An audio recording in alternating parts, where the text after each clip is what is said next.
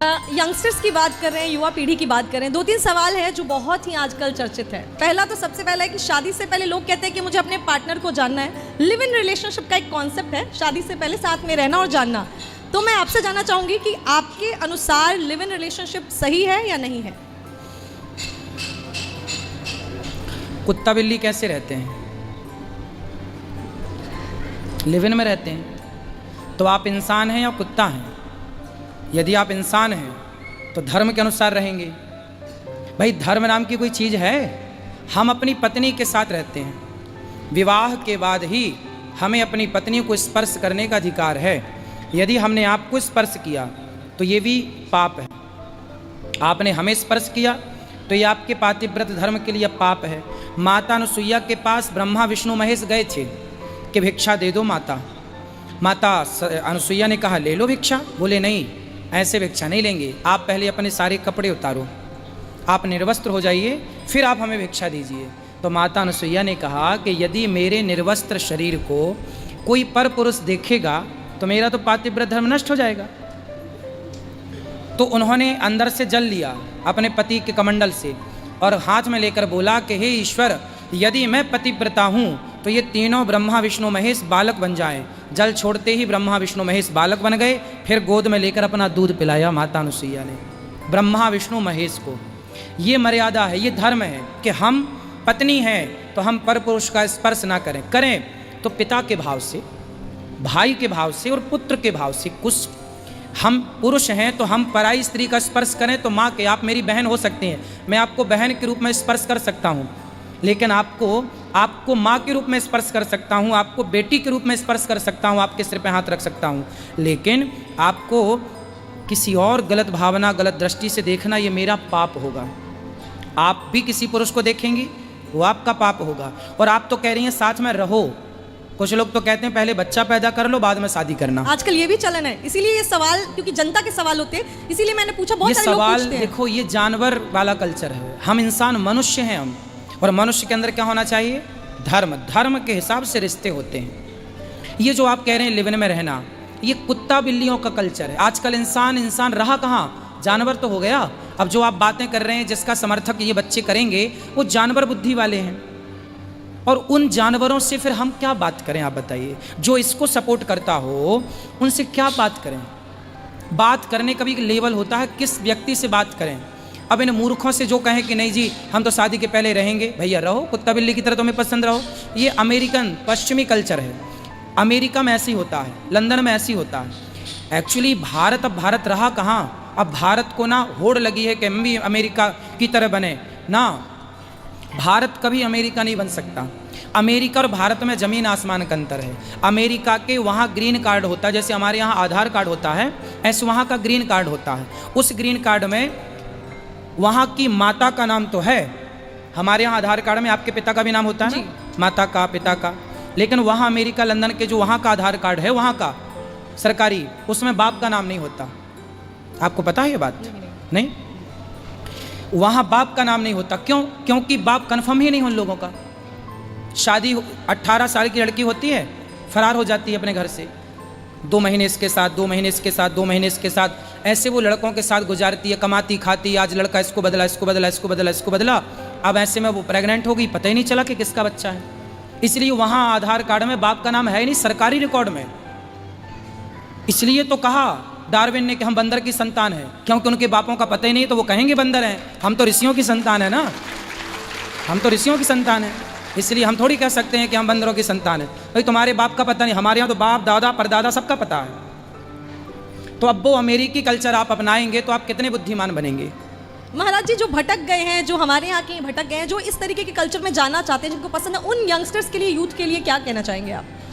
भाई भटक गए हो तो सही राह पर आ जाओ, है ना। सुबह का भूला शाम को वापस आ जाए तो उसे भूला कहाँ कहते हैं? आ जाओ। गलत तो गलत होता है, आप सिर पटक लो। नीम को कितनी भी शहद लगा के उसकी घिसाई करो या उसकी जड़ में शहद डालो, मीठी कभी नहीं हो सकती। आपके गलत आचरण कितना भी आप सफाई दो, पर गलत आचरण सही नहीं हो सकता। गलत गलत ही रहेगा। इसलिए गलत को सुधारने का एक ही उपाय है कि सॉरी बोल दो कि हमने गलती कर ली है, और उस गलत राह को छोड़कर हमेशा के लिए सही राह पर आ जाओ। इसी से आपका, आपके धर्म का, आपके परिवार का भला है। आप जब सुव्यवस्थित रूप से विवाह करते हैं, हमारे माता पिता विवाह कराते हैं, मंडप गढ़ता है, हल्दी चढ़ती है, तेल चढ़ता है, विधि विधान से पंडित जी आते हैं, मंत्र पढ़ते हैं। विवाह एक यज्ञ है। विवाह क्या है? यज्ञ है। यज्ञ है। इसलिए शादी के बाद पति पत्नी आहुति डालते हैं, फिर उसी यज्ञ मंडप, वो जो हवन कुंड होता है उसकी परिक्रमा लगाई जाती है, जिसे कहते हैं फेरे, है ना। तो पहले हवन, यज्ञ, फिर फेरे। उस हवन कुंड के फेरे करके फिर माना जाता, शास्त्र साक्षी होते हैं। कौन? ध्रुव जी साक्षी होते हैं, अग्नि साक्षी होती है कि मेरा विवाह आज इस स्त्री के साथ, इसके साथ संपन्न हुआ।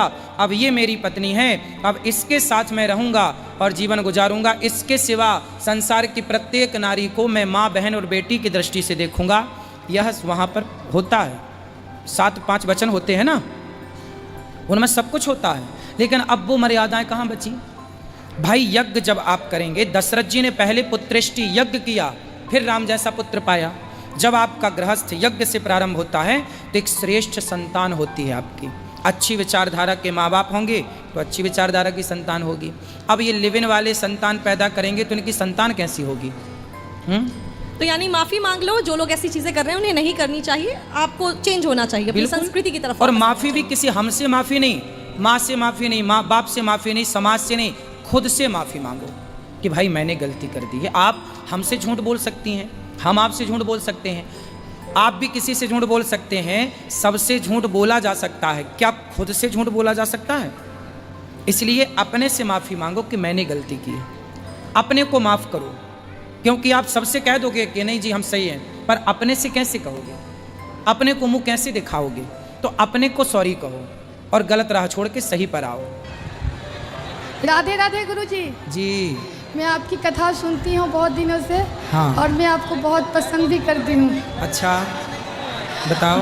गुरु जी मेरा प्रश्न ये है कि मेरे पति मतलब बहुत बिजनेस करते हैं, फिर उसमें कोई भी बिजनेस में सफल नहीं हो पाते हैं, इसका कोई उपाय बताइए।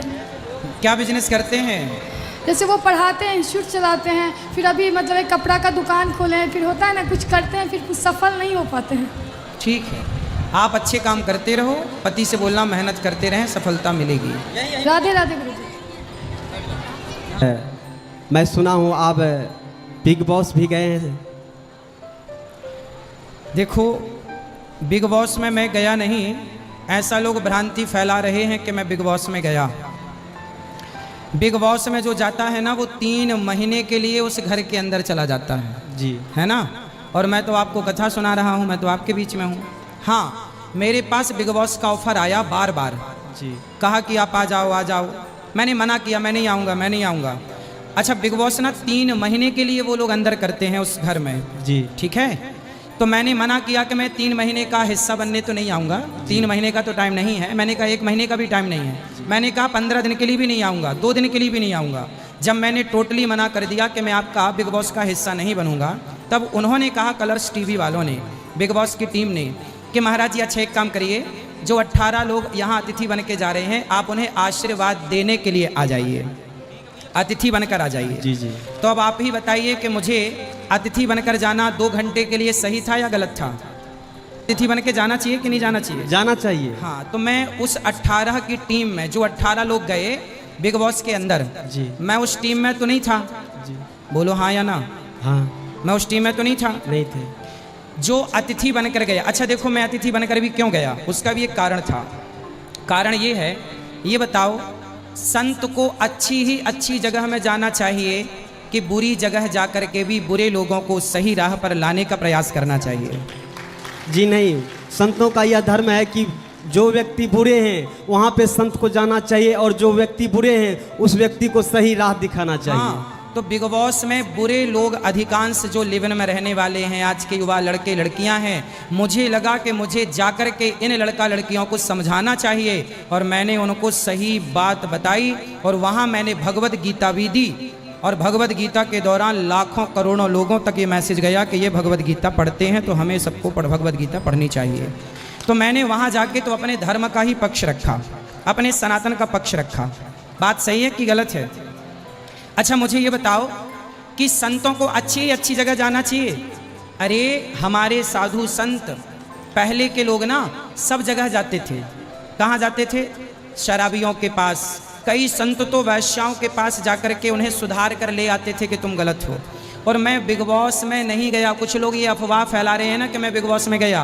बिग बॉस का कार्यक्रम तो 3 महीने का है, मैं तो आपके सामने बैठा हूँ। तो बिग बॉस में मुझे तो देखो, जब न्यूज़ वाले बुलाते हैं तो मैं न्यूज़ में चला जाता हूँ। मुझे बिहार वालों ने बुलाया, मैं बिहार आ गया।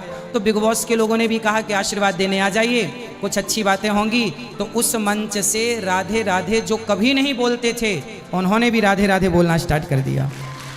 तो मेरे जाने से यदि भक्ति का प्रचार होता है, धर्म का प्रचार होता है, तो मेरा मानना है कि संतों को वहाँ जरूर जाना चाहिए।